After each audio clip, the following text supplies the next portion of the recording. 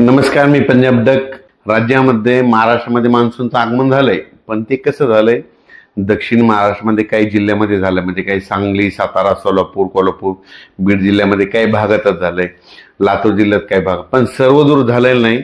म्हणून हा अंदाज सर्व शेतकऱ्यांना लक्षात यायचा. तर मग पुढची परिस्थिती काय राहणार आहे, तर उद्या 10 जूनला तुम्हाला एक सांगू इच्छितो. 10 जून पासून काय होणार, आणखीन मराठवाडा आणि दक्षिण महाराष्ट्राकडेच, म्हणजे ना इकडल्या भागातच आणखी मान्सून राहील. पण उत्तर महाराष्ट्र, विदर्भाकडे आणखीन ते पाऊस, मान्सूनचा मोसमी पाऊस दाखल होणार नाही, म्हणून हा अंदाज लक्षात यायचा.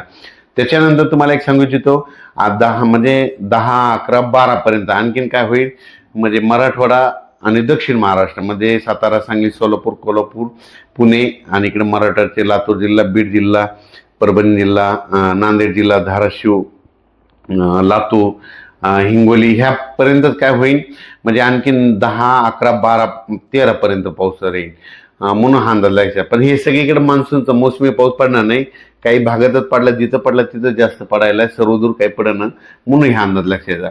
पण त्याच्यानंतर काय झालं, विदर्भातले शेतकऱ्याचे फोन आले. तर मग विदर्भामध्ये आणि उत्तर महाराष्ट्रामध्ये नंदुरबार जिल्हा झालं, धुळे जिल्हा झालं, त्याच्यानंतर विदर्भामध्ये नागपूर, तिकडं म्हणजे काय परिस्थिती राहील, तर त्या शेतकऱ्याला सांगू इच्छितो की काय होणार आहे.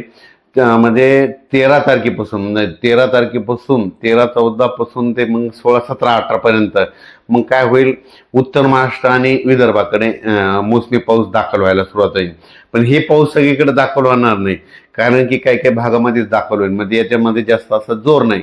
काही भागात जिथं पडला तिथं जास्त पडायला आणि काही भागात कमी पडायला आहे, म्हणून एवढा जोर नाही. जिथं ओल झाले तिथंच होणार आहे, काही भाग सोडून देखील देईल. पण हे करत असताना तुम्हाला सांगू इच्छितो की 13, 14, 15च्या दरम्यान मग मुंबईला देखील, नाशिककडे देखील, मुंबईला देखील पाऊस बघायला भेटेल, पुण्याकडे देखील मोसमी पाऊस बघायला भेटेल.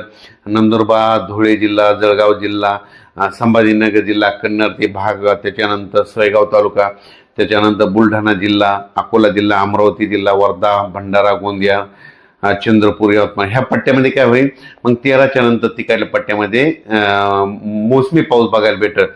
पण तो पण सर्वदूर नाही राहणार, काय होणार आहे, काही काही भागातच पडणार आहे.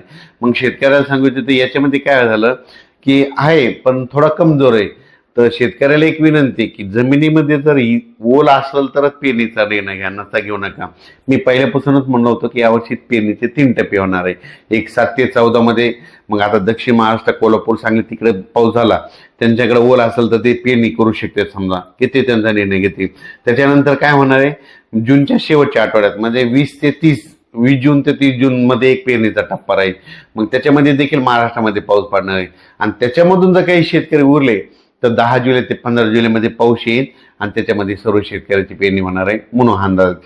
पण उत्तर महाराष्ट्र, खास करून उत्तर महाराष्ट्रातल्या शेतकऱ्याचे काही मिरची लागवड आहे त्या